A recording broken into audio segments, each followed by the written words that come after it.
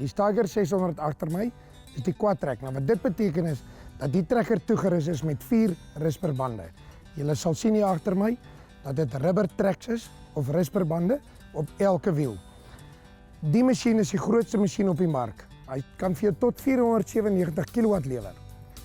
Wat indrukwekkend is van die masjien is dat hy baie indrukwekkend lyk. Alhoewel dit net 'n engine, 'n radkas en 2 differentiale is. Die trekkers het hulle oorsprong vanaf 1987, 1988 van die eerste rooi Steigers gelonch is. En hierdie is een van die modelle van dit. Dis die ouer boetie. Hulle is bekend vir plus minus 30 jaar, 31 jaar.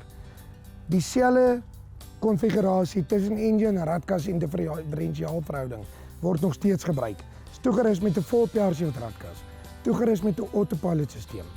Die trekker kan homself stuur. Dit is die presiese, die beste, die grootste oplossing vir die moderne boer.